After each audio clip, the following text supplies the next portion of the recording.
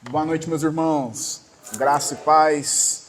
Muito feliz de estar aqui com vocês. É uma oportunidade única para mim de poder compartilhar o Evangelho. Sempre quando a gente tem essa oportunidade, é de fato uma oportunidade única, né? Eu queria agradecer a Deus pela vida do pastor João, por quem nos veio o convite, vida da esposa dele, todos os irmãos, os voluntários que estão aqui nessa noite, aqueles que são visitantes, que Deus abençoe muito a sua vida. Obrigado pela recepção, viu, meus irmãos? Que Deus abençoe muito. A gente se sentiu, de fato, acolhido. Estou aqui com a minha esposa, como já dito, a Pamela, moça mais bonita que está aqui nessa noite, tenho certeza, e eu acredito que ela é uma grande companheira nessa jornada aí que a gente desenvolve no ministério. A gente faz parte da Igreja Presbiteriana de Campo Belo e a gente está em um período lá de descanso. A gente teve 15 dias de descanso do nosso trabalho, que a gente pastoreia uma congregação lá. E hoje é o último dia de descanso. E aí eu pensei, vou descansar não, irmãos, vou lá na Batista Lagoinha, em Boa Esperança, servir esses irmãos. E é muito bom poder estar aqui. Deus abençoe vocês. Eu queria te convidar a pegar a sua Bíblia e abrir no Evangelho de Marcos, capítulo 2. Marcos, capítulo 2.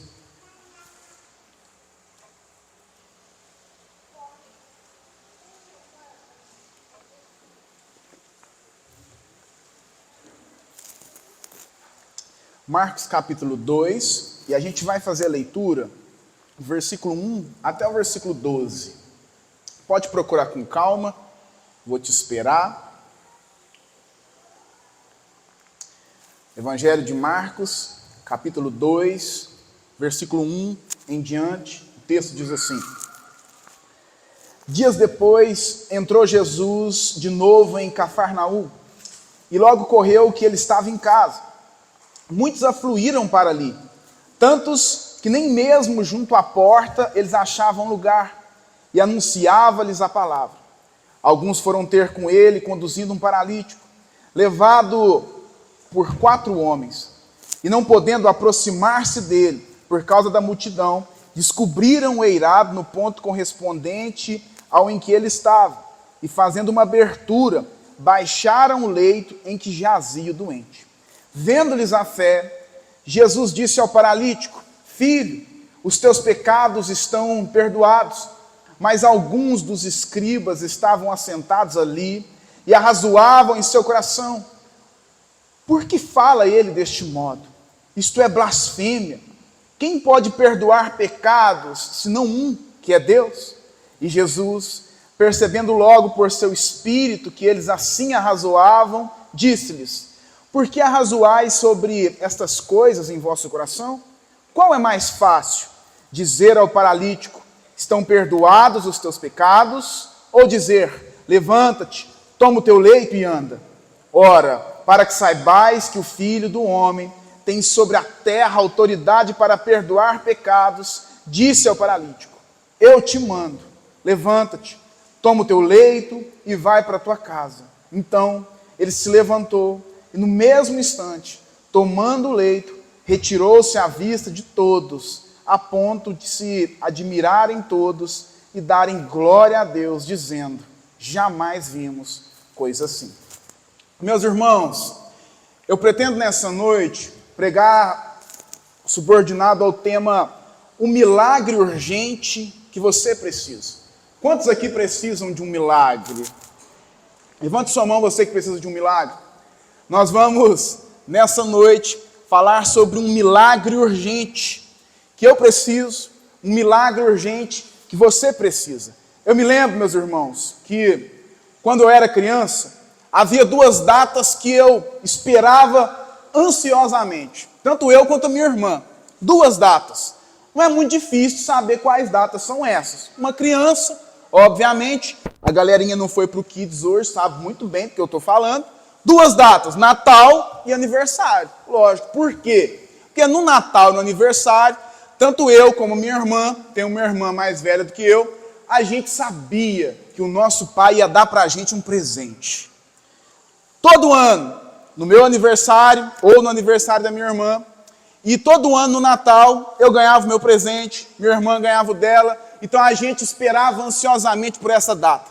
E como todo bom filho, e os filhos sabem, nem todos os presentes a gente conquista com muita facilidade, não é? Alguns presentes, a gente como filho, tendo as nossas estratégias, a gente tem que trabalhar mais para ganhar esse presente. Eu me lembro até hoje, quando eu ganhei uma Hummer. Hummer é uma caminhonete, mas era de brinquedo, né, irmãos? Obviamente, porque eu era criança. Ganhei uma Hummer de controle remoto, uma Hummer laranja. Como eu lutei com os meus pais para ganhar essa Hummer? Eu acho que demorou uns 2 ou 3 natais, meu irmão, porque era um presente um pouquinho mais acima da normalidade, dentro das nossas condições. Então, foi um presente que eu lutei bastante por ele. E quando eu ganhei essa Hummer, meus irmãos, aquilo era um tesouro para mim. Mas, como toda boa criança, não é? Passavam-se ali 3, 4 meses. Quando se chegava essa data, eu encostei aquela Hummer. Eu até cuidava bem dela, mas usar, não. Como toda criança, encosta o brinquedo de lado e ele já não faz tanto sentido. O tempo foi passando, fui crescendo, me tornando ali um pré-adolescente, crescendo nem tanto, mas pelo menos na idade, fui me tornando ali um pré-adolescente, e teve uma certa data, quase naquelas datas, naqueles anos onde a gente deixa de ganhar presente, chega essa época, viu, meu filho? Vai chegar. Então, nesse período, eu cismei, meus irmãos, que eu queria me tornar guitarrista. E aí, ali eu tinha uns 10, 11 anos. E aí eu comecei a lutar por um presente. Eu queria uma guitarra, obviamente. E eu me esforcei muito para ganhar aquela guitarra. E passados alguns anos, nessa luta, cheia dessas estratégias de um filho atrás de um presente no dia do Natal, meu pai apareceu com um embrulho, meus irmãos. Um embrulho lindo. E tinha o formato de uma guitarra. E quando eu abri aquele embrulho, não era uma guitarra. Parecia, mas não era uma guitarra. Era um violão. Mas para a história ficar pior, aqueles que entendem um pouquinho de instrumento, guitarrista vai saber, era um violão tonante, usado. Nunca dê um violão tonante para o seu filho, meu irmão, pelo amor de Deus. Um violão tonante. Peguei aquele violão e, como toda criança indignada, enchi o peito de orgulho. Minha mãe geralmente era o intermediário entre os meus presentes para o meu pai. Ela tinha que dar a senha para o meu pai comprar o presente. Mas nesse dia eu me enchi de coragem, fiquei todo indignado, cheio de razão. Fui até meu pai e disse: pai, por que o senhor me deu um violão? Eu queria uma guitarra vermelha e branca. E ele olhou para mim e me deu uma das maiores lições da minha vida, meus irmãos. Meu pai olhou para mim e disse: Alex, hoje você não precisa de uma guitarra. Você não sabe nem tocar violão. E você já quer tocar uma guitarra? Pode ser que em algum momento você tenha uma guitarra. Mas hoje, no momento, esse tonante está ótimo para vocês. Eu não vou me arriscar a fazer nenhum acorde na guitarra, porque realmente meu pai estava certo. Eu não estava pronto para tocar guitarra. Mas, meus irmãos, de fato, naquele momento que eu mais precisava, não era de uma guitarra, era de um violão. Meu pai me decepcionou de uma forma que eu precisava ser decepcionado. E eu nunca mais esqueci essa lição. Quando nós olhamos para esse texto, a gente começa a perceber Marcos narrando o evangelho acerca de Jesus Cristo, narrando os feitos de Jesus Cristo. E alguns estudiosos até dizem que o evangelho de Marcos é o evangelho da ação. Porque quando a gente faz a leitura do evangelho de Marcos, a gente percebe que tudo acontece muito rápido. Inclusive até a palavra imediatamente é por muitas vezes repetida no evangelho de Marcos. Jesus é narrado por Marcos nesse evangelho, envolvido em muitas cenas, em muitos momentos, em muitas ocasiões. Jesus está sempre ali fazendo milagres, operando sinais e operando prodígios. E é exatamente isso que que marca o Evangelho de Marcos: os sinais e os prodígios de Jesus. Entretanto, nós não podemos confundir os sinais e os prodígios que Jesus realiza, que Marcos narra, como um fim, quando na verdade a intenção de Marcos é demonstrar que os milagres, os sinais e os prodígios que Jesus realiza são um meio para um fim ainda maior. A cultura onde Marcos escreve é uma cultura romana, onde o povo valoriza poder, onde o Império Romano, talvez o maior império da história até hoje, seja o império mais vitorioso, o império que mais governou e é conhecido assim até hoje. Então aquele povo estava acostumado a grandes vitórias, a grandes sinais, a grandes conquistas, e Marcos vem apresentando um Jesus assim, que tem autoridade, que realiza sinais, que realiza prodígios, mas que no fim morre em uma cruz. Isso no mínimo chocaria os primeiros leitores de Marcos. Na verdade, Marcos quis apresentar Jesus como o Filho de Deus. É claro que essa minha analogia do violão e do meu sonho de ter uma guitarra, ela é muito mesquinha perto do fato que a gente acabou de fazer leitura, perto do fato do que esse paralítico enfrentava. Mas nesse texto a gente vai perceber algumas lições importantes para a minha vida, para a sua vida, e acima de tudo, nós vamos perceber qual milagre urgente de fato eu preciso, qual milagre urgente você precisa, qual milagre urgente as pessoas do seu contexto precisam. Seu vizinho, sua vizinha, seu colega de trabalho, seu colega de estudo, e assim por diante. Primeiro, nós podemos perceber nos versículos 1 ao 4, os milagres que nós consideramos urgentes. Os milagres que para nós são milagres urgentes. Lá no capítulo 1 do Evangelho de Marcos, ele narra uma sucessão de acontecimentos. E ele vai vir reivindicando Jesus com autoridade. Se a gente voltar 1 ou 2 páginas da nossa Bíblia, a gente vai ver que até aqui Jesus já curou a sogra de Pedro. Não sei se Pedro ficou tão feliz com essa cura, mas Jesus curou a sogra de Pedro. A gente vai ver que Jesus curou um leproso, purificou um leproso e instantaneamente aquele leproso saiu curado. A gente vai ver Jesus operando muitos sinais. E agora Jesus está em Cafarnaum. Cafarnaum era a casa de Jesus, por assim dizer. Mateus capítulo 9, o mesmo Jesus diz que lá era considerado a sua casa. É de Cafarnaum que muitas coisas no ministério de Jesus vão se desenrolar. Cafarnaum é a base ministerial do ministério desse Jesus, que por aproximadamente 3 anos se fez um homem como eu, como você, sujeito às minhas tentações e às suas tentações, para resgatar e redimir pecadores. E Jesus, ele prega o evangelho ali por toda a Galileia. E quando está na sua casa, por operar muitos sinais, por operar muitos prodígios, obviamente, Jesus atrai uma multidão.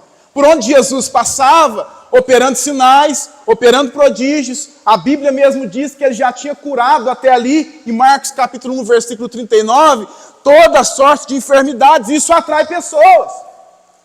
Quando sinais e prodígios são operados, as pessoas logo vêm atrás de Jesus, e sabendo que ele está na sua casa, há uma multidão na sua casa. As casas desse contexto cabiam aproximadamente 50 pessoas. E a gente pode perceber no relato do texto, então, que havia uma superlotação dentro da casa de Jesus e pessoas fora da casa de Jesus tentando conseguir um espaço para ouvir o que Jesus ensinava, para ouvir o evangelho do reino de Deus que Jesus pregava. E é curioso que o texto dá destaque para 4 homens.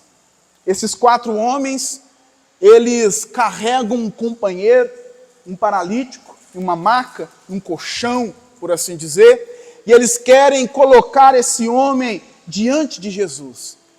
Eles sabem, provavelmente, que Jesus tem operado sinais e prodígios, transformado, regenerado vidas, e pensando na dificuldade daquele paralítico, daquele companheiro, eles querem apresentar Jesus para esse companheiro. Eles querem colocar esse homem diante de Jesus.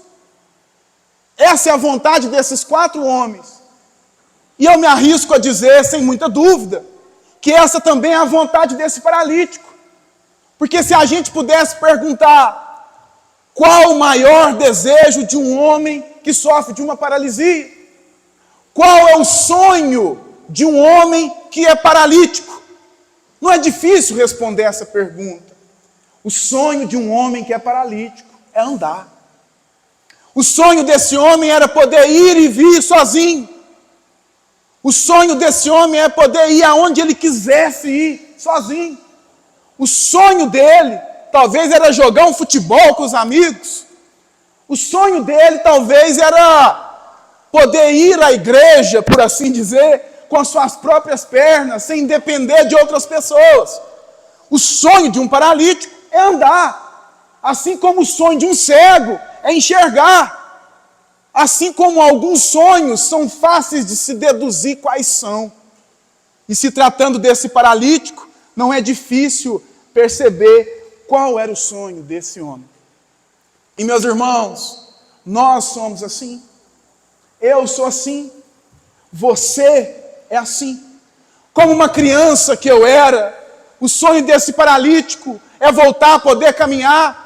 Ele acredita que se ele voltar a andar, tudo na vida dele está resolvido. Se uma lista fosse traçada das suas prioridades e desejos para a vida, milagres que ele queria que fossem derramados sobre a sua vida, com certeza andar estaria em primeiro lugar. Nós somos como esse paralítico. Nós chegamos diante de Jesus. Nós levamos pessoas até Jesus como os companheiros desse paralítico. Com as nossas prioridades, com os nossos desejos, com as nossas urgências, cheio de demandas.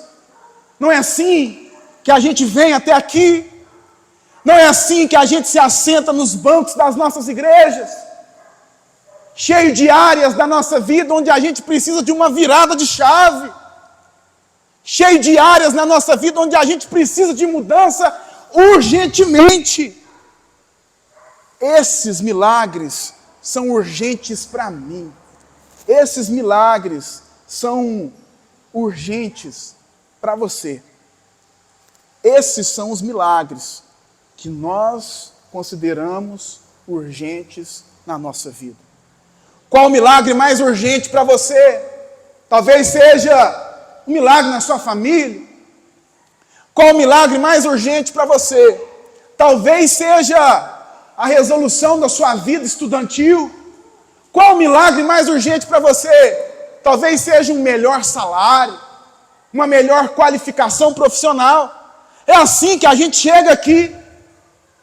E esses são os milagres que nós consideramos importantes. Mas a pergunta a ser feita nesse texto é: quais milagres Jesus considera importantes para mim? Quais milagres Jesus considera importante para você? Então, se em um primeiro momento, nos versículos 1 ao 4, nós podemos perceber e constatar como nós chegamos até Jesus, como nós chegamos à nossa igreja, como nós nos colocamos na posição de petição e de súplica diante de Deus com os nossos milagres. E um segundo momento, versículos 5 ao 7, a gente deve ser levado a fazer essa pergunta: qual milagre Jesus considera urgente? Porque talvez, meus irmãos, nós estamos tão vidrados e obcecados por aquilo que nós consideramos urgente ter mudança em nossa vida, e nós nos esquecemos de perguntar para o próprio Deus, nós nos esquecemos de perguntar para o próprio Jesus qual milagre de fato é urgente para a minha vida e para a sua vida. E o versículo 5 vai nos responder. Perceba comigo o versículo 5, por gentileza.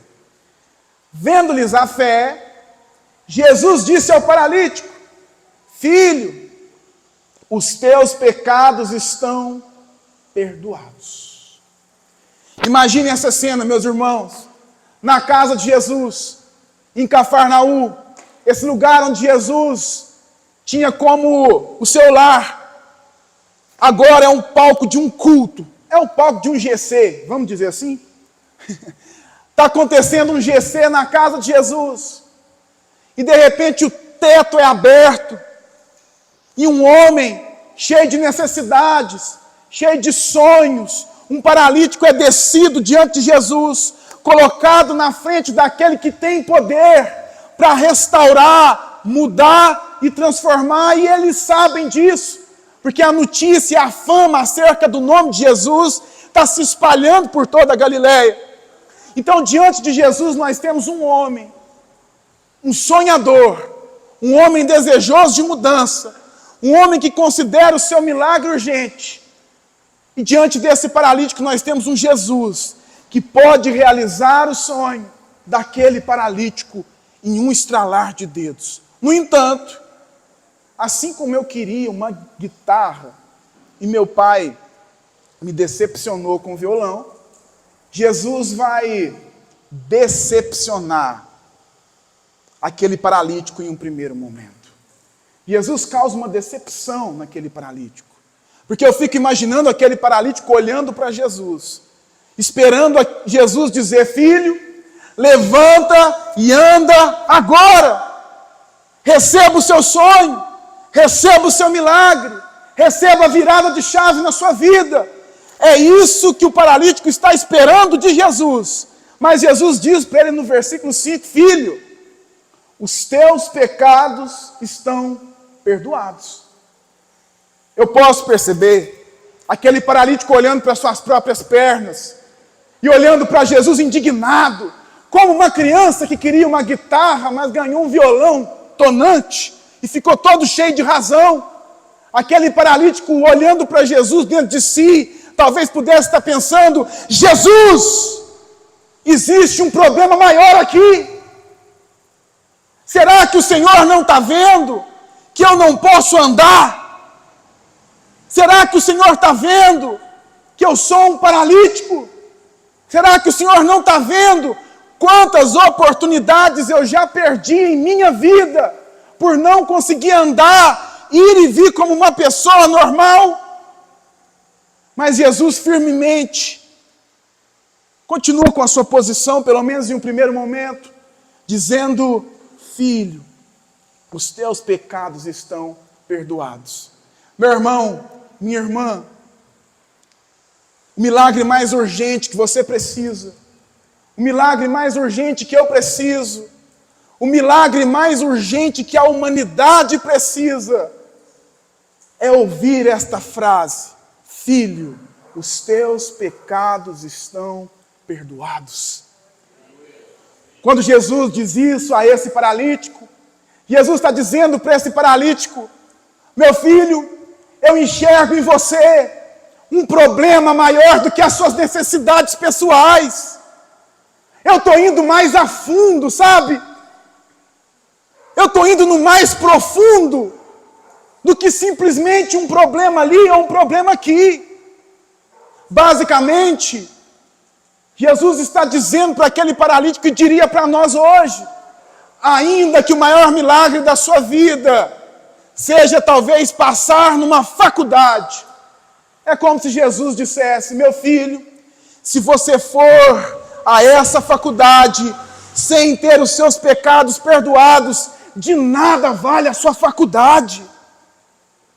É como se Jesus estivesse dizendo para esse paralítico, estivesse dizendo para alguns de nós aqui nessa noite: meu filho e minha filha, se você tiver talvez uma promoção na sua vida profissional, tiver um salário melhor, tiver uma vida financeira mais bem resolvida, tiver um poder aquisitivo melhor, mas se os seus pecados não forem perdoados, se você não entender a essência do Evangelho, de nada vale isso. Você quer um exemplo disso? Quantos homens e mulheres são venerados por nós, porque têm muito status, são muito conhecidos, e tem tudo que o dinheiro pode comprar, tem tudo que a fama pode conseguir, mas são vazios. Jesus está dizendo para esse paralítico: meu filho, se eu só te fazer andar, daqui a pouco, como o Alex, quando era criança, que se enjoava dos presentes bem rapidinho e deixava de lado, você vai achar andar algo normal e outro problema virá em sua vida. E os nossos problemas, meus irmãos, as nossas necessidades pessoais, esses milagres que nós consideramos tão urgentes e prioridades para a nossa vida, eles se desenvolvem na nossa vida, sim, é ou não é? A gente sonha em conquistar alguma coisa. Eu me lembro que quando eu me casei, há 6 anos atrás, quando eu me casei, a gente não tinha um automóvel. E o nosso sonho era ter um automóvel, meus irmãos. Nosso sonho era ter um carro, em um primeiro momento. Era um milagre urgente que a gente queria para a nossa vida. E de fato era uma necessidade também. E eu me lembro que a gente brincava, bem novinho, casei novo, e a gente brincava e conversava lá na nossa casa. Quando a gente conseguir comprar, a gente guardando ali nossas economias para comprar esse automóvel, quando a gente conseguir comprar esse carro, e eu ver esse carro aqui na garagem, eu vou chorar, vou ficar todo emocionado, que eu preciso tanto.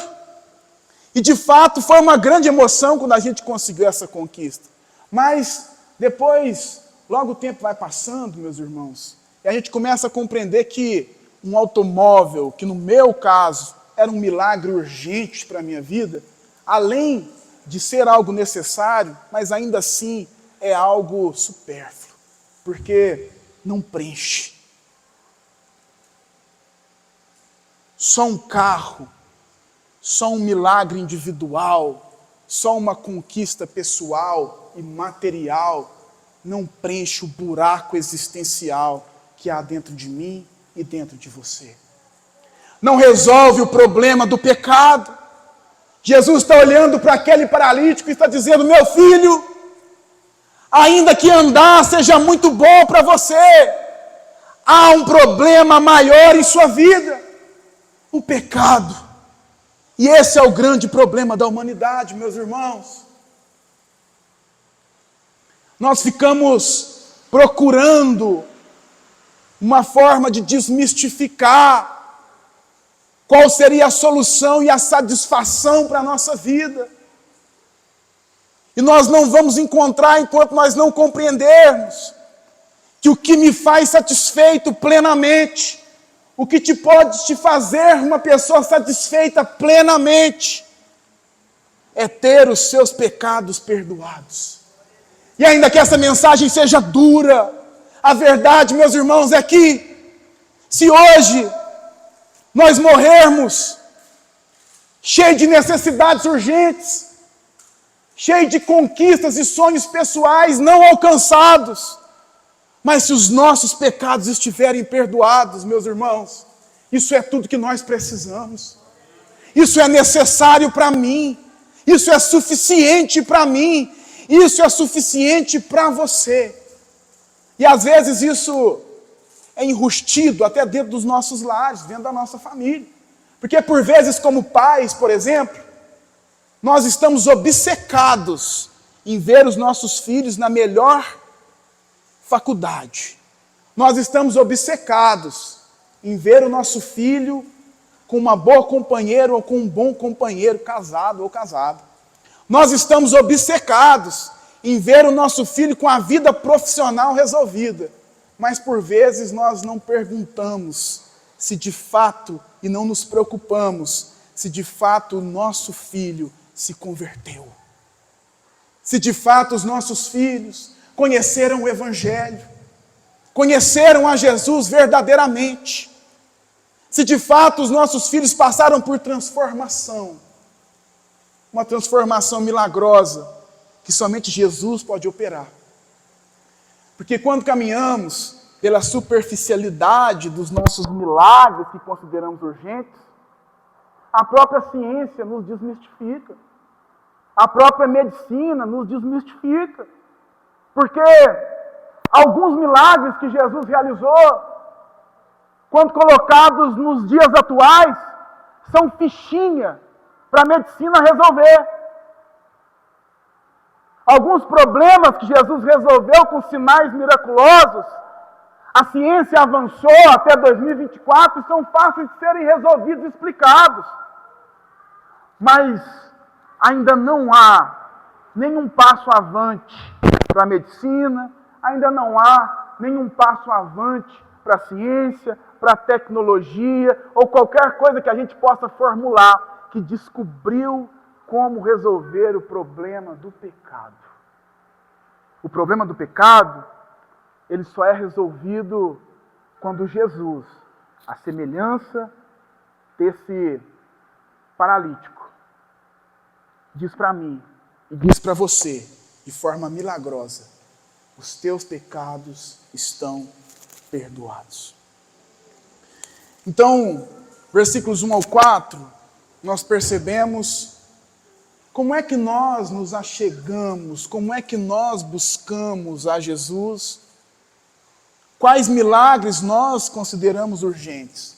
Mas, os versículos 5 ao 7, nós podemos perceber quais milagres Jesus considera de fato urgentes. E por fim, nos versículos 8 ao 12, nós podemos compreender o maior milagre que você e eu podemos receber. O versículo 8 vai dizer: e Jesus, percebendo logo por seu espírito que eles assim arrazoavam, disse-lhes: por que arrazoais sobre estas coisas em vosso coração? Jesus, sendo o próprio Deus, sendo 100% homem, 100% Deus, ele percebe que há uma movimentação diferente de um grupo religioso.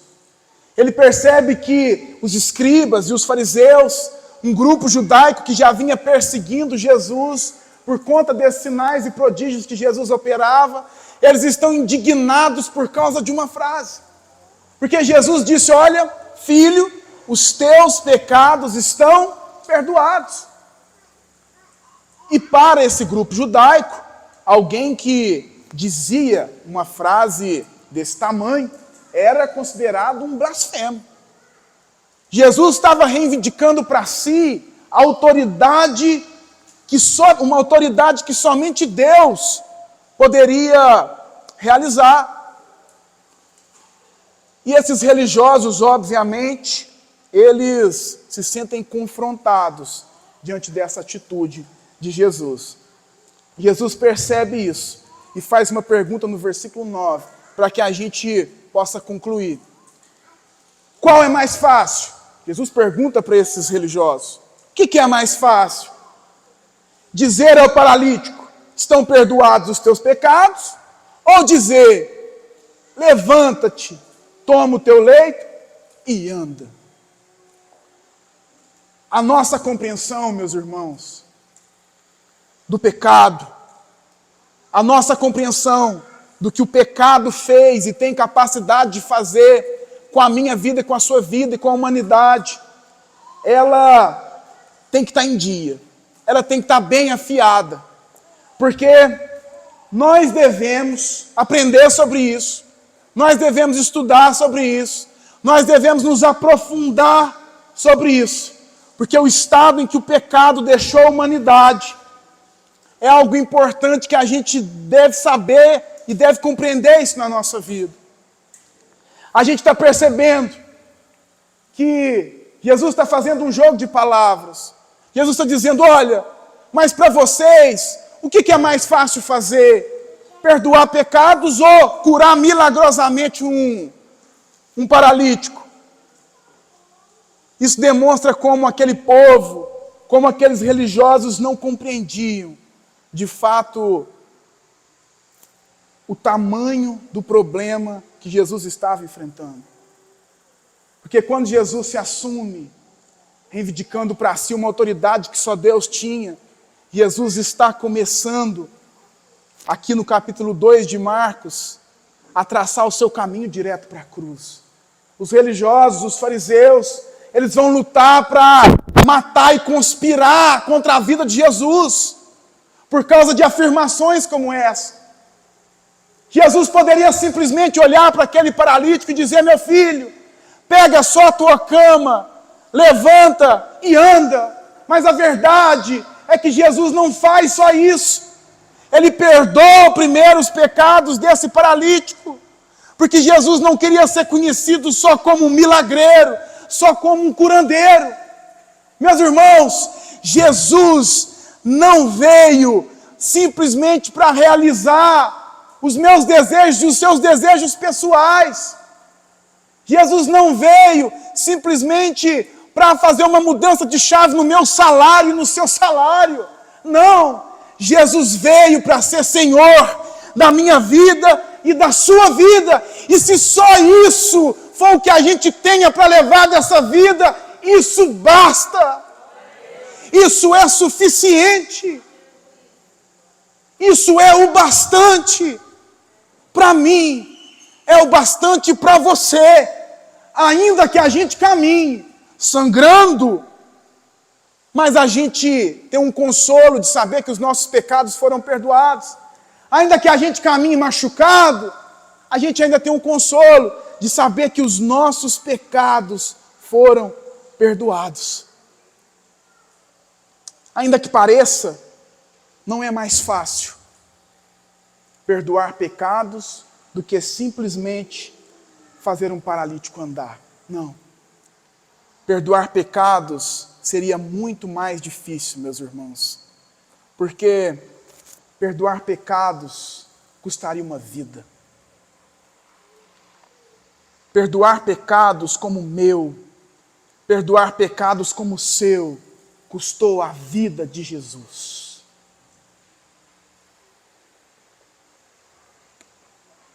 Perdoar pecados como o meu pecado e como o seu, custou o sangue de Jesus. Jesus recebeu um juízo que você merecia receber. E é claro, Jesus faz aquele paralítico andar. Isso nos mostra como Jesus é gracioso comigo e com você, de nos dar até aquilo que nós nem precisamos. Porque a necessidade de fato daquele paralítico não era andar. A necessidade de fato daquele paralítico era ter os seus pecados perdoados. A sua necessidade nessa noite, eu não sei por que você chegou aqui, como você chegou aqui, eu não sei se o milagre urgente para a sua vida é um milagre parecido com aquele que eu considerava tão urgente, que era ganhar uma guitarra. Mas eu queria te dizer que Jesus, Deus pode realizar esses milagres na sua vida, mas eles são secundários. Mas Jesus te trouxe aqui hoje para que você ouvisse essa frase: filho, os teus pecados estão perdoados. E eu queria te convidar a ficar de pé, se você puder. Eu queria fazer uma oração por você. Acredito que os nossos irmãos da equipe de louvor vão adorar a Deus com uma canção. E após essa canção eu queria fazer uma oração pela sua vida.